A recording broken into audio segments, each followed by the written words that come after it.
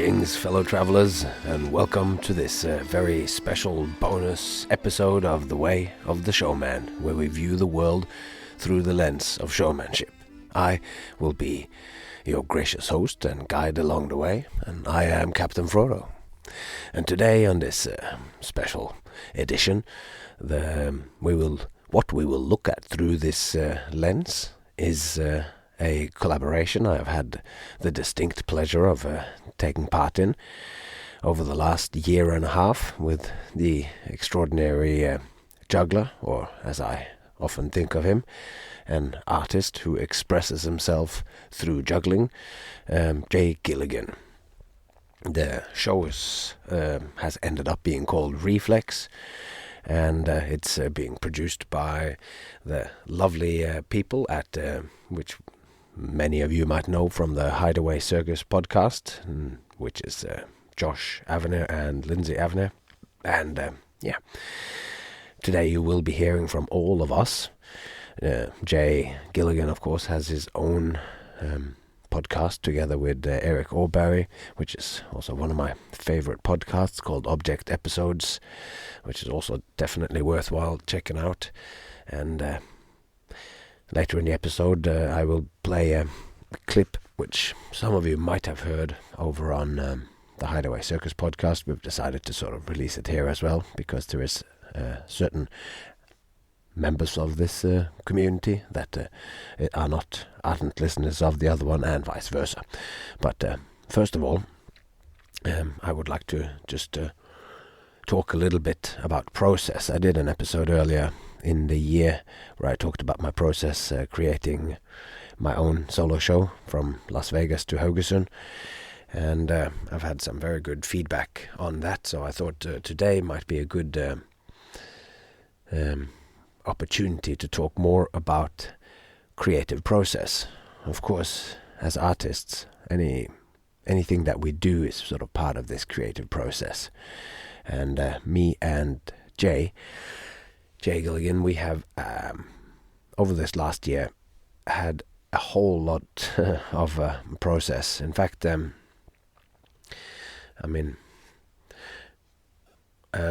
started. He called me up, as you will hear this in the podcast later, so I won't go into too many details of exactly how it started or whatever. I'm just going straight into the idea of the process. And of course, it was in the midst of the pandemic. The phone rang and he said, "Would you like to do a show with me? Would you like to direct and help create a show?" And I said yes, pretty much immediately. And obviously the process that we normally go through often in these situations is that you are in a room together and you work it out and you talk and everything.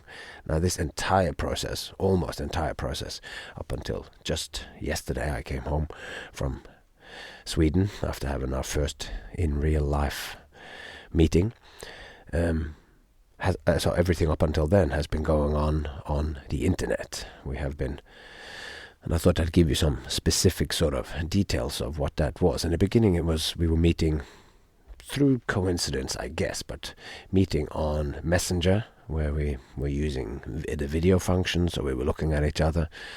But it was quite clear after even just the very first conversation that we had that there was so much going on in this conversation that we needed to document it. So both of us in our ends, because Messenger didn't have these functions, we were recording on additional things, either on an additional phone, recording what was coming out, or we were eventually I used a piece of software on my phone, just basically the voice memo, which is the software that comes with the computer or that you can download from Apple for free. I used the Apple computer, and I just let that record what Jay said coming through his speaker and what I said coming through my speaker, or through my mouth actually, out into the room. So that created, not perfect for a recording for listening to anything else, but basically these recordings that we were creating were just sketches so that we could go back. Because it also became apparent along this way was that, especially in the first bit where we were really throwing ourselves in, we're talking about each other's processes. I talked a bit about my process last time, and my process is maybe more text-based, and I end up with scripts where there's stuff that I actually want to say, as well as the visual stuff that's going on and the tricks. And Jay's process, and he is an absolute pro that has, over the last 20, 30 years, pretty much, he's created something like 70 solo shows. I'm just completely making that number up, but it might be an emotional number anyway. There's a lot of them, and most of them you can see on his channel, on Jay Gilligan's channel on YouTube. So that is an incredible channel to visit and see the scope of a performer's work. So his work is maybe on overall a little more abstract than mine, in part because it doesn't use so much words, but his is the kind of work that whenever I have engaged with him over the years, and we have met over the years, even though we have become very good friends now over this creative process, whenever you then ask Jay about any one of his pieces, he can talk about it at length and in great detail, and how it connects to previous work, how it connects to his work on where they did like juggling research and manipulation research laboratories, where they're going, like, what are the new possibilities of relation to objects and everything. And if you're interested in all of this, then by all means go and listen to Object Episodes, their podcast, where they talk about a lot of this. So he expresses himself through abstract imagery, which is to me very filled with meaning, and like it's always I feel like there's so much to kind of hear and so much to understand in this work. And I think I saw him do a solo show the first time in, that might have been 2002 at a festival, which strangely that was the first time when I saw him perform live, a whole solo show where it was rolling lit flashlights on the ground and a little train that drove around and strange things where you're going like, yeah, very, I liked it a lot. And that was in Sweden, in Stockholm, at a circus festival put on sort of where there was a project there, a circus school, and it used to be there, and Circus Occur was there. And when we were doing the rehearsals this time, we were in a shed just down the road there, where the Burnt Out Punks, a cool fire group that based themselves there, and we got to borrow their venue now, and it's got no windows. And basically when I landed, we just went straight to the studio and spent the entire 3 days, just from morning to night. Jay's family went to school and off, and me and him went straight. So like by 8 o'clock we were on the train going out, and from morning to night we were just working, because it was so good to finally be together after having gone through a process where in the beginning we were doing 2 days a week, 2 or 3 hours each time, and that went on for months, and it generated so much work, so many words, so much thought, and we kept diving deeper and deeper into it. And all of that was very rewarding, because it wasn't just a development of the show, it was also at the same time that I was writing my book, which is the Way of the Showman book, where I try to explain to you all the lens, and that is of course what is happening on every other week since June now, and this is the odd one out. So it's and I was getting up early in the morning back then, getting up writing that book, and then I'd finish by about 8 o'clock, take my family to school and my daughter to school, and then after that diving into these conversations, hours and hours with Jay. So in many ways he was also my island of sanity in the dark winter of Norway and darkness that had fallen over the world and us performers in the form of the pandemic. So that was just brilliant. We were constantly taking notes. We were recording. Jay was also more fastidiously than anyone that I have ever worked with, going back over the episodes, taking notes.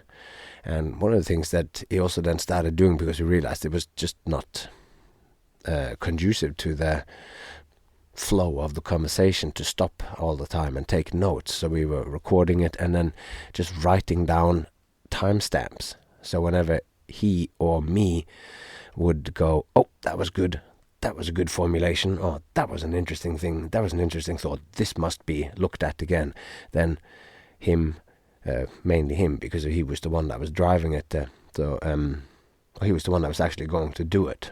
So unless it was resonating with him, it wouldn't necessarily end up in the show. So he would go, oh, timestamp, and then we would go, oh, okay, 10:41, and then we write that down, and then it would be like 2 hours, 24 minutes, and 50 seconds. And you write that, and you go a little bit ahead of that. So that was a technique. And now that we were rehearsing now again, and he would do his piece, and I would give him feedback afterwards, or stop him in the middle of it. But then all of a sudden we would create a formulation, or all of a sudden we would have a thought like, oh, this expresses it.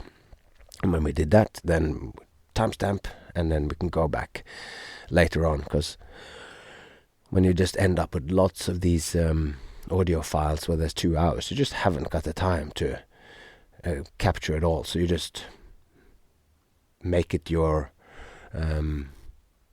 just keeping it in mind as we are talking, that if we say something that we find is interesting, we must timestamp it. And then you can go through that again, and you go, oh yeah, I remember what that was, and I can take it or leave it. But that as you go through it again, you really try to go, every time there is something important in a conversation, just write down the timestamp. So that was one. Now we're dealing really sort of practical. I thought we'd give you some of those. We also were talking back and forth to each other, also using Messenger, which has this, you can record audio. So instead of typing out messages, you record audio, and when you do that, it can become a little bit more sort of stream of consciousness, but you could only do 1 minute at a time. So frequently he would send me 5 or 6 of those things. It's like, or 15 sometimes, it's 15 minutes of talking in 1 minute sections, and that developed into a particular style too, where he'd send me 10 of those about something that he had just thought about, and I would listen to them, and then along the way I could either then take notes or whatever, and then I would start firing those back at him when I'd listened to the whole of it, and maybe there was 2 interesting points that he was raising in that one, and I would get back and forth. So in that way it was also relatively easy, because you write a few little things with text in between, and so you know sort of what it was that you were talking about. And then you can scroll back up and you can see these audio notes, and they would of course be of a slightly different quality than when we know that you have hours to talk together. Then you approach the ideas in a different way. When you know you have this 1 minute division of it, it's like you try to formulate yourself shorter, and sometimes those short formulations just were like, that also turned out to be gold. Might have done a 2-hour session and then talking about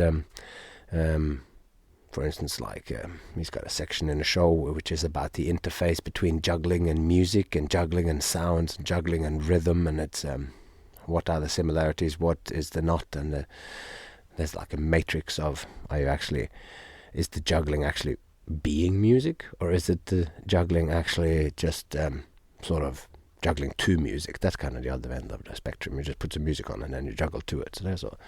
So we have a section like that, and we might be talking about that and delving into all the stuff that it means and how we potentially could express that in the show. And there's so much to talk about and so much to think about there in each little piece, and each piece expresses something different about the relationship between music and juggling. And so we've talked about that for 2.5 hours, and then finish up, and then maybe later in the evening you just go, that thing, and I would say it into this speaker. I'm just talking into my phone, but I sort of knew that I would have to restrict my amount of talking, and sometimes the need for brevity really also just managed to cut to the core of it. So this is a technique that I would recommend exploring for those of you who are dealing with other artists together. Certainly been beneficial for us. And anyway, the main part of this was that we just hadn't really seen each other at all, just on the film. And in fact, in August last year, then Jay was going to come and spend a week in Norway with me when I was working in theme park, doing a circus family show, which was an excellent experience. But pandemic was kicking, and 2 days or the day before Jay was due to arrive, there was a flare-up, and the numbers had gone so far that there became new restrictions. You had to quarantine for 10 days unless you had both vaccines, and both me and Jay, being young and fit or whatever, had not. There wasn't our time yet to get the second vaccine dose, so both of us were only had one dose, and the 10-day quarantine was longer than the time that we had together. So it became some marathon sessions on Messenger or Skype or whatever again. So it seemed to us like the universe was keeping us away from each other until, I think maybe I mentioned this another time, but I thought I'd say it again here just for the completion of it being about me and Jay, that I went to, just a few weeks ago, I went to Copenhagen to perform. There had been some cases of COVID and some illness in the cast over there in Walmans, and some people who couldn't do something, and I flew over to do this event. But it happened really quickly, like, oh, this happened, can you come tomorrow? Pretty much. And I bought some tickets and went over and put a picture on Facebook or whatever, just on my story, going out traveling again. Jay saw this, and he later on told me, saw this and wondered whether he should ask me, where are you going this time? But didn't. But then later that night, he was also going to do a gig, and he just took a picture of the running order, sitting in the dressing room, and he took a picture of the running order. He was there to play music with the classic. They play classical music, and he juggles to the classical music. And yet one more point here of this, which I'll tell a little story later on about me and him and this music section as an example of the process. But anyway, he was there playing with these musicians at the Academy of Music in Copenhagen, and I was in Copenhagen playing at Wallman's in Copenhagen, but neither of us knew it. So he sent me a picture of that his running order, but it didn't say where it was. So I sent a picture of my running order and he said, I'm on in half an hour. I sent him a picture of mine saying, I'm on in about an hour. And then I, just as an added sort of afterthought, sent him, and I am in Copenhagen. And he goes, what? You gotta be kidding me. I'm in Copenhagen too. And through that we managed to sort of meet each other, and we thought, the universe didn't know, because we didn't know that we were meeting. So we managed to sneak out a little meeting. He also finished at 10, and then we got to hang out one night, and yeah, that was brilliant. But then we managed to, now we're both doubly vaccinated, and although the numbers and everything have gone up, it doesn't really affect us. So I drove down, we went out into the warehouse and set up all of his equipment, because this is going to be like a highlight of like the conclusion of all this work that he has done. And he's done so much different kinds of juggling in different directions, and we're really trying to channel in all these large scope ideas that he has with object manipulation, with stuff that you immediately, when you look at it, you go, yes, this is juggling. This is incredibly high skilled rings, clubs and balls. So it sort of starts there, and then it goes on a whole journey into some things where, if you just saw it without all of the introduction that we've then talked about, people, you would ask, much like people asked when people create new classical music where they play weird instruments, or just like John Cage dropping a piano from a crane, or more famously a piece of music which is just silence, just pauses, and people go, is this art? Is this music? And they can tell that it's art, but they're going, is this really music? I think some of the things that Jay does, other jugglers might be going like, yeah, but is it juggling? It's kind of a cute little thing, but is it juggling? And now we're setting up to twist all of that in. Anyway, I'd just like to share this one story before I will let you all hear the voices, and that'll be interesting for this time, because this is the very first time when there are other voices than my own on this podcast. So we recorded it, and it was the producers Josh and Lydsay who sort of did a recording, and it sounds a bit like the start of their podcast. For those who know it will recognize it and find Jay's comments interesting, or jokes. Anyway, so we arrive, we spend the whole first day, we're setting up the equipment, and we're talking through and we're working out what it is that we're going to do. The next day we do go through the sort of half of the show, and there is this music section. And with that one, we have talked so much about all the different stuff which is expressed through this juggling. The relationship between music and juggling, and that juggling isn't just, it's like music. There's so many similarities in rhythm and tempo, and there's all these so many levels that juggling and music really match up with each other. And but there are some things that are not the same, and all of that creates just so much stuff that we can say about it. So we finished our first sort of bulk of the show, the first sort of half or whatever, and those points have been made, and now we start going into the juggling, and we had this music section, and we were going, what is it, how are we going to get all of these, what exactly is this? What is it doing? Because we had so many things that we wanted to say. But this was a section where the text really had eluded us. We had so much written, and we had so much, and when we did it, we could not crack it. It did not feel right, and we didn't know how to add it, and we literally went 2 hours back and forth, and I would go, well, maybe this is a solution, and we developed such a fine-tuned relationship. It's like a couple of old, like an old couple, and I could immediately tell once I start sort of jamming on an idea that he's going, yeah, I can tell just by his face that, yeah, this is, and so I'm tweaking what I say, just trying to go, is this it, and he goes, no, and then he tells me something back, and he's going, we just gotta cut the whole idea that this is a section, and we just got to do a couple of the things just like acts in the, and I'm like, no, it's great, it's, and anyway, back and forth, he sets up a proposition and goes like, well, trying to pinpoint what the problem of this is, and as he says that also doesn't quite end up being the solution, because the solution is this totally obscure thing that we couldn't quite see, and it is that all of that stuff that we had failed to put into the show to talk about, all of those ideas, which was so rich and so complicated and had been such a big part of us trying to grasp what juggling was and that the show is about it.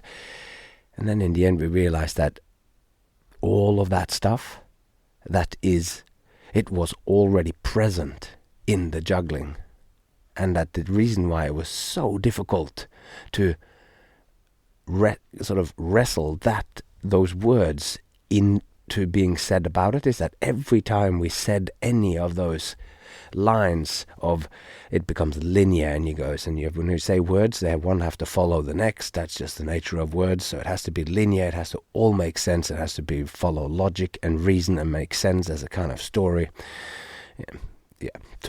in the broader scope. And it always felt like we just did not manage to put good words into it, like it always felt shallow what we said. And we had this sort of, I had a completely mind-blowing experience where I realized that all of that stuff that we had talked about, that is stuff that is already inherent in the juggling, and that all we needed to do was to stop trying to put the words into it. And of course, this is so often Jay's starting point, but after the lengthy process and the idea of the show being that we take the audience in, so that when he starts doing a really beautiful imagery and strange imagery, you've come with us on this huge journey to understand it. There'd been a lot of talk of words, and we'd written a complex script based on all of those time code points that we talked about from hundreds and hundreds of hours of us in conversation about it. We've gone to this document that we both feel like, every time we say something here, it is uttering some authentic truth that we both believe in and that we find important to be said in this large production of all of his work. And it was just mind-blowing for me to see that I'd been on this sidetrack of trying to pin down with words something which was already there. The juggling could speak for itself, and all of a sudden when I looked at it again, with just a few tweaks that he basically jammed out in the next run of it, it just all made sense. And it was such an incredible experience to realize that I had something in front of me that it just didn't gel, it just didn't feel right, it just didn't fit, it just didn't say what I wanted it to say. And then when I just realized, oh, the piece was almost perfect, whatever, in itself, in and of itself, but I could not see it because I had this enormously complex grid filter in front of me or inside of me that I was trying to view it through, and I was always trying, like, going, yeah, so you're doing that, but what does it mean? And then whenever you fell down into that rabbit hole, it would go in so many different directions that it would just sort of, we'd get lost, go back out again. Yeah, well, not only do we not know what that bit means, like exactly what it says, because it says so much, and then we look at the next one, and instead of whittling them down into individual things and make one thin narrative throughout it, I all of a sudden saw it through cracking this thing that going, I am trying to put on this section something which is much richer if I just say nothing. And that was this enormous discovery for me, and maybe not quite as enormous for Jay, who does a lot of work in this more abstract kind of field. But for me, that whole experience that it actually is, sometimes you have to add nothing and just really look at what it is. It brought to me this whole idea that Johann Wolfgang von Goethe, this way of looking at the world, that it's always giving you a multitude of, it's always expressing so much, and we will only be able to see a small part of that thing. And that thing will be true, but it will not be all of what that is. Like, each plant is an imperfect incarnation or presentation of the idea of the rose or whatever. There's a million different kinds of roses, and there's a million different roses of each of the kinds, and each one of those is an imperfect representation, so that when you look at all of them, you can somehow see the one. And this sort of complexity, or like the unity within the manifold of the expressions of these things, that was so I felt like this was what I saw in it. Going, all right, this is very exciting, very exciting. So that was just one little story of there were some more moments in that creation. There's 3 days of being on the floor and sitting and looking at the very details, not big and lofty ideas, but just wrestling with lights go up, one showman is standing on the stage or sitting in the corner preparing for the finale, which you don't know yet. But and then what happens? Then what happens in the next second? And where on the stage does it happen? We're dealing with directly here, now, time and space. And it was an extraordinary experience. And with that, I believe it's time to say, let's introduce today's piece, brought to you in collaboration between Hidaway Circus, the Hidaway Circus Podcast, Object Episodes Podcast, represented today by Jay Gilligan, and The Way of the Showman, represented by yours truly, Captain Frodo.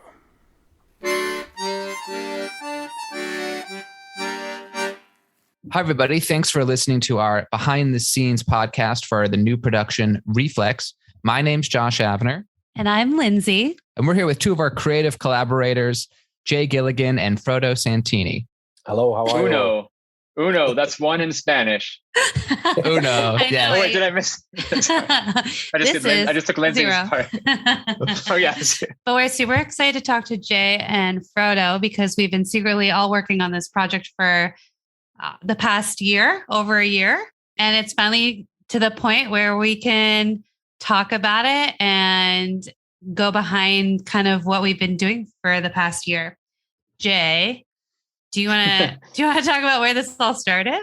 Yeah, it's been quite a bit over a year, actually. I think it was around June or July 2020.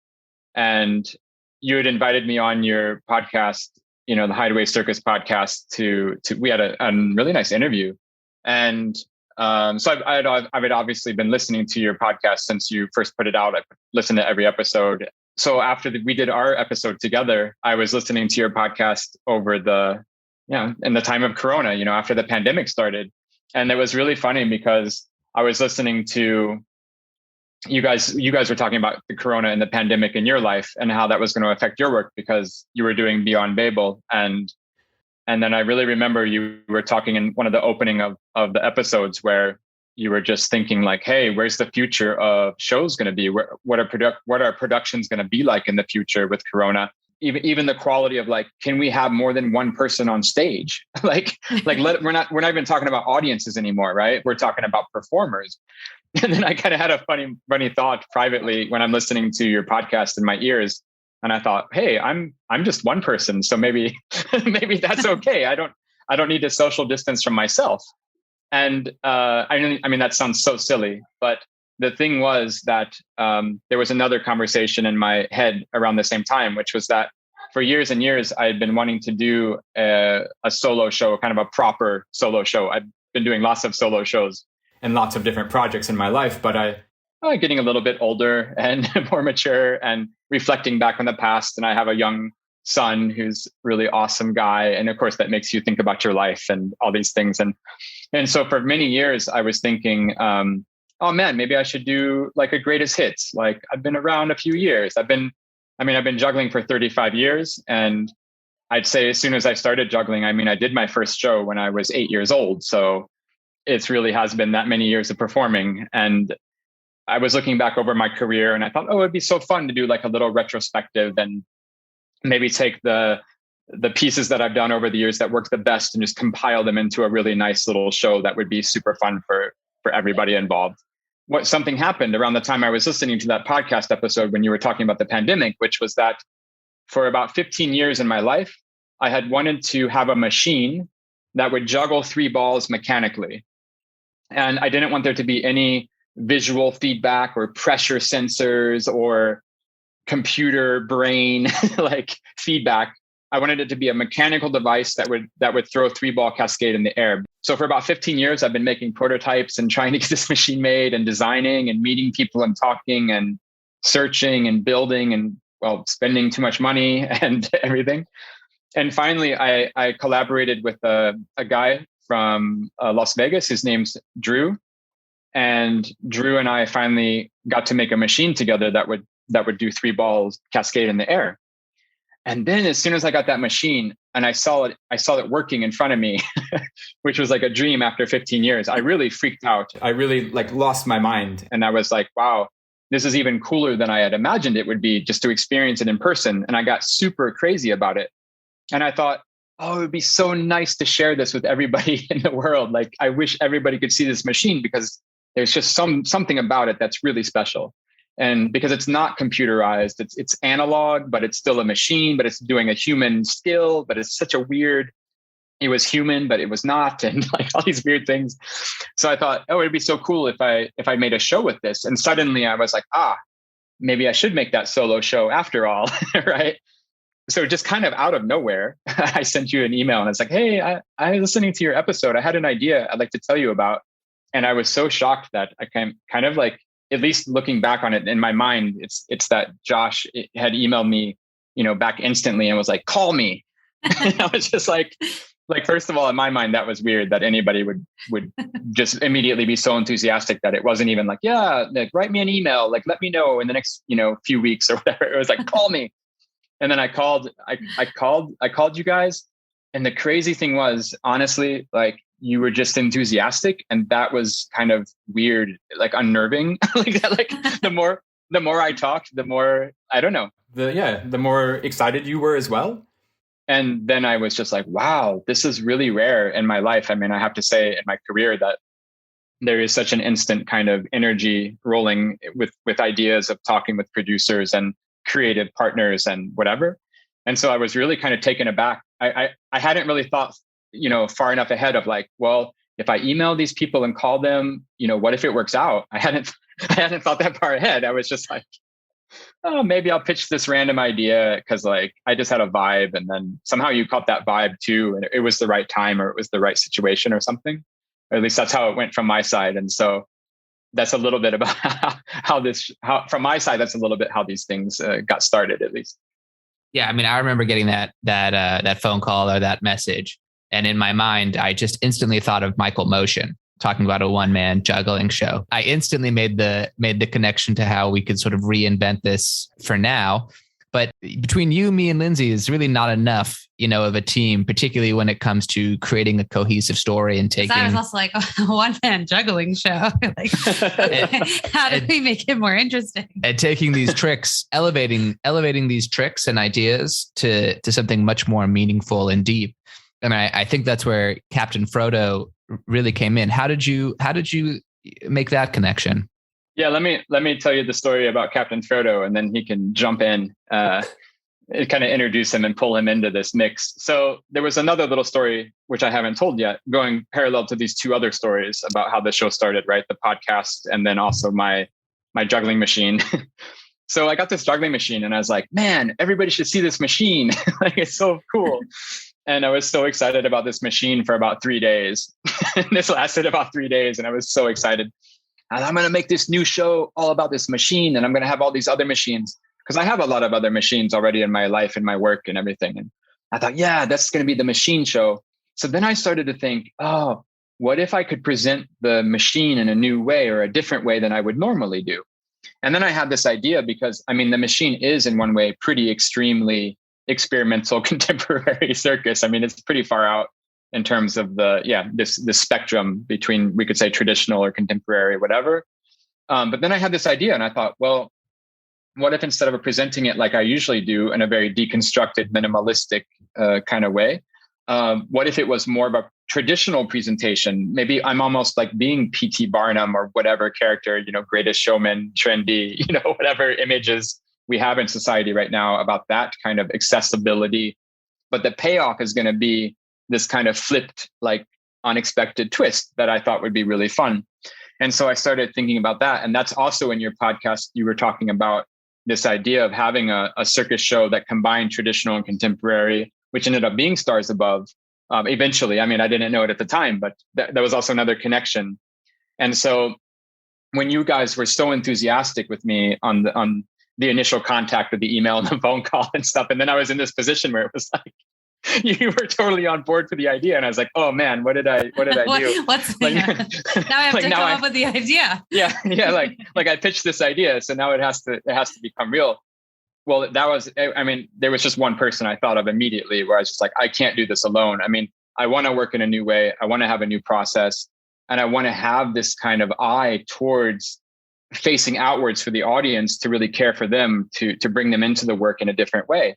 And there was just one person that I could call, and that was Captain Frodo, because I met Captain Frodo about 21 years ago in Oslo.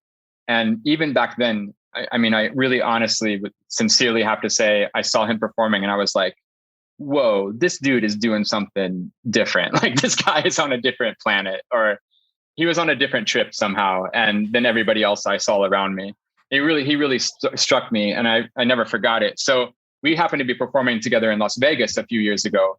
I was like, hey, man, Frodo, you want to go to lunch, man? And we actually went out to Ronald's Donuts, and I bought him some donuts. And we started talking about art and life. And I really remember he said one really funny thing, which was he came home from that lunch and his wife had asked him and said, oh, that's cool. You went to lunch with Jay. So where are they living in Vegas, or what are they up to? And Frodo was like, I don't know where they're living. And she said, what are you talking about? You guys had lunch for like 3 hours. And he's like, yeah, we were talking about art. Like, we were talking about performing. Like, we didn't get around to like where he was living, and that just kind of is symbolic to me of immediately this connection. And I knew from that lunch with him that I wanted to work on a project with him. And I was racking my brains. And this was a couple of years ago. I'm like, oh man, I would love to work with this dude. So as soon as I got off the phone with you guys, I was just like, okay, I know who I'm calling. And then I called Captain Frodo, and here he is. And here I am. Yeah. No, but it was, to me, it was also indicative of this mutual interest in each other's work. And that was that I was on Josh and Lydsay's podcast as well. And at the end of it, they always ask, so who do you think you should talk to next? And I said, oh, well, I would talk to Jay Gilligan because of such and such. I can't remember exactly, because he's an exciting guy and thinks deeply about art. And then Josh said, well, that's already going to happen. We've already recorded that interview and it comes out, whatever it is, next week or whatever. So we were already kind of tuned into each other at that point. And I had seen your work a couple of times over those sort of decades, and seen at least one of your full shows and seen stuff of yours on the internet.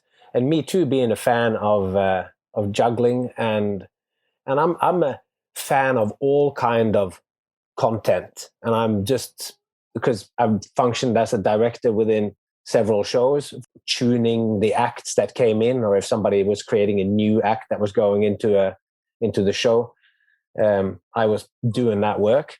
So I kind of used to working with lots of different things. So I could see that in all the work that Jay has, like he said, he had a show that's kind of like it's highly technical or whatever. And he said it's like an introverted style in some of the material. And I can deeply appreciate the work that he's doing. But it felt to me a little bit like what he needed to do was to bring the audience along on the trip, because he has gotten so far down a rabbit hole of deeply interesting work. Like, what is the story that we could tell that brings the audience in, so that when he does one of these extraordinarily beautiful images that he does of juggling balls with videotape attached to it in a fan and things that are mesmerizing imagery, when he does that, or in this case here, when he then turns on this machine, how do we make that so significant that they too want to think about it or talk about it for 3 days, like Jay was when he saw it? So that was how I kind of felt like we needed to approach the show. Yeah, we definitely had this idea in the show that we wanted to give the audience the sensation of looking at juggling in the way that I look at juggling. That was one of the main goals. And I remember the first time I called Frodo then that next day. And so I call Frodo and I'm on the playground and he just immediately is just like, yes, I'm in. And it was another one of those moments where I'm like, okay, this is awesome. Like, it was sincerely so awesome. And I was so sincerely lost after that, because again, it was just such a big deal for me. Like, I'm going to ask Frodo to collaborate with me. And then I call him, he answers and he says yes. And I just hadn't thought farther ahead than that. And you were just so supportive and enthusiastic about the idea. And I was just overwhelmed. I really didn't know what to say. And then we started to talk on that very first phone call about what the show could be. And I think, Frodo, you had just listened to my podcast with Eric Oberry, Object Episodes, and which is about juggling and juggling ideas and art.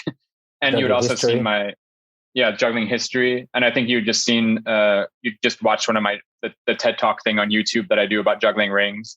You were just so enthusiastic about the project, and you're like, man, you know what, Jay, you should do a show about that. Like, the show should be about like all your research with juggling history and culture and all these new ideas all these new discoveries. A lot of it's with Eric's work, research, and then we're collaborating together on these ideas. And we made this podcast together. And Frodo, you were just like, yeah, man, you should make the show about that. Not only about juggling, but about deep juggling knowledge and history and discoveries of cultural, this journey of juggling, of how it came to be as it is today. The thing which we are communicating now in this show is not the specific details. Those details are there to tell it, but what the show really shares is one of the deepest passions that I know of. Your passion for your craft is unparalleled in every aspect of it. The history and the practical and the technique, thinking about it in the context of art, and the depth of that is what I always have seen in your work, and that we're now trying to capture in this show. it tells 4,000 years of juggling. And I know that one of the titles that Josh sort of subtitles that Josh had thought of was sort of from the mind of Jay Gilligan. And that's kind of what it feels like to me. It's to open up that mind a little bit. And if you do, which I now genuinely believe that we have captured, we've created something which now allows you that when you're doing your final acts, and I do think that that they will see it from your point of view. And I know that's for those few people in the inner circle who have seen runs or heard bits, it's a powerful thing. It really is. I do remember this conversation though, Jay, because you were like, I talked to Frodo and, he said this, that we should look at the TED Talk and talk about juggling. My passion was like, yes, that's what I want you to talk about too. Yeah, totally. Because it felt so obvious that like, from a person who doesn't like juggling, well, I like juggling now, obviously, but it's not like I was like, oh yeah, juggling, it's my thing. Right. But as I learn more about it and like the intricacies of it, and like you showed us a video of you like walking on a bike, like what's it called? A unicycle. Yeah. And I was like, okay. And then I read the description of how hard it is and how you had to figure it out. I was like, that's so cool, And so the instinct of like, this is the coolest thing because you're so into it and you find out all this insider information is what it feels like. And then you were like, oh, and then Frodo said this. And I was like, yes, that is it. But to you, it probably feels like, why do people care about this? But it's like the coolest part of it no, I have to say, like I absolutely remember when you told me that, Lydsay. And I mean, I never told you this before, but when you said that and you say other things about the show that are like that, that would be my dream. I mean, it is my dream to do that show. It is the dream to do the show that we're doing. I just never thought I would be allowed to. I think the cool thing is about Frodo's work on the show, and also with, Lydsay, with your help, with Josh and all the feedback you gave as well, that we have a project here where we are digging down deep into, the stories and the histories and kind of the framework of these things. But then these things actually do exist. The machine exists and like the juggling exists. And when you experience those things, there's a deep truth to them. And I think the stories really help uncover that truth in terms of how, what those things mean to me and what I see when I do them and when I share them and when you see them. I think it really does connect through in a real way and not just as something that sounds good or, sounds pretty or something. Because Jay has this incredible high technical skill, there's always something beautiful and truthful about watching somebody do masterful skill, whether somebody's playing a Bach piece on piano and it's just effortlessly presented. That is just something beautiful to watch. And then to have the stories in there that now helps place those things into context, then that's what's interesting with the work that we've created, is that it is not, here's a bit of talking, here's some juggling. It's the talking and the juggling is meaningful only when they are together. So the first time that all of this international socially distanced work will be coming together will be this winter in Brooklyn for the show's world premiere at Me Too 580 in Brooklyn, New York. The show will be running for 4 weeks, starting January 24th, running through February 20th. And the last 2 weeks will also, in addition to being live, also streamed online. So if you can't make it to the States, you can't make it to New York, you can still catch the show, but it is only live. So it's not pre-recorded. If you tune in 2 minutes late, it's like showing up to the theater 2 minutes late. So you got to make sure you're watching it with everybody else who's watching it at the same time. And honestly, for me, one of the things I'm most excited about is how this will inspire people. But I think this show in particular will be reinventing for a lot of people what they think juggling is, and showing that it's more than just a hobby or a passion or 3 balls that you can get like with an instructional book. You can really turn it into a very unique visual art akin to music or dance or theater. And I think Jay and Frodo have really found a new way to, I think the word we've been using in our marketing is unravel, 4,000 years of this really amazing gravity defying craft. Yeah, I just want to say that this show, this collaboration that we're doing, for me, it's literally the show of a lifetime. It's the show that I never got the chance to make before, and that you're giving me this gift of working together, and that we're going to get to make this thing happen in real life. It just blows my mind. it's really literally my lifetime's work. And it's all coming together into this one moment of this show. And I just couldn't be happier or more excited or more. Yeah.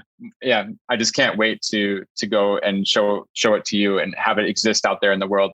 Well, you can get your tickets now for those of you who are listening and you made it to the end of this episode, this little podcast preview. We're going to be releasing more fun content as we get closer to the performances. You can get your tickets at reflexshow.com, both for in-person and online streaming.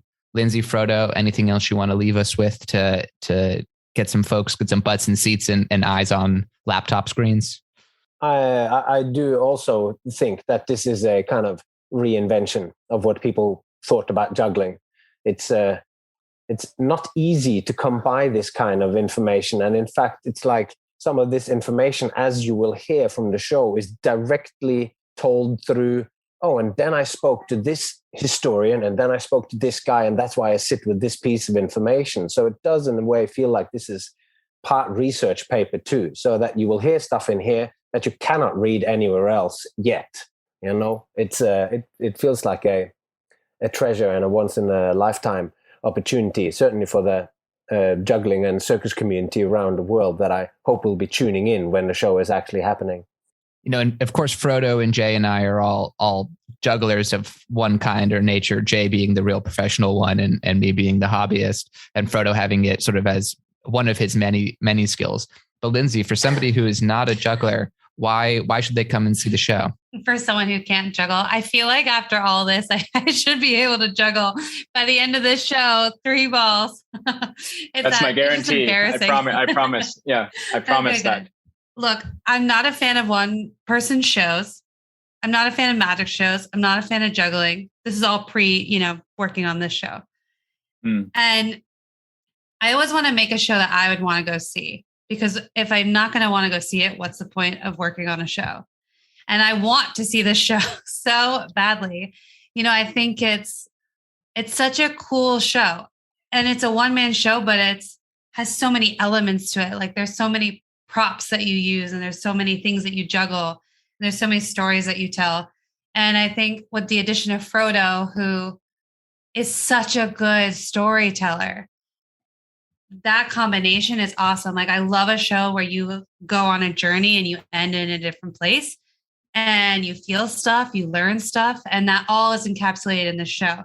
So I think for people who are like, why would I want to go see a one-man juggling show? It is a one-man juggling show if you break it down to its most simplest form, but it's so much more than that.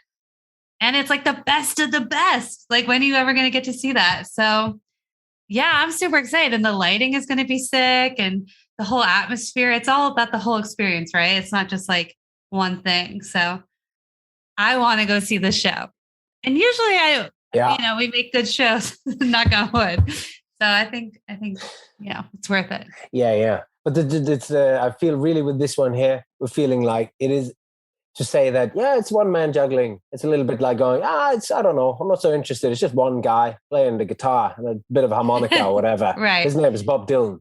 You know what I'm talking about? It's like going, it doesn't cover it to say what it is that he does, because this show, it doesn't, you say, like, kind of jokingly at the end, I hope that I'm interested in juggling, or I hope that I can juggle or whatever. But the cool thing about this one here is that the show is more about people just having an intense passion, and that passion, we cannot necessarily connect directly to the juggling, but we can connect to the passion of somebody who has found a deep interest in their life. And then to explode that to you go, what does the world look like to this person? And that's like the core of what makes a novel or makes a movie interesting. It's that you, all of a sudden, the movie is about a mathematician or whatever, and you get the insight into their mind, and all of a sudden this is a beautiful, riveting story because you care about these problems.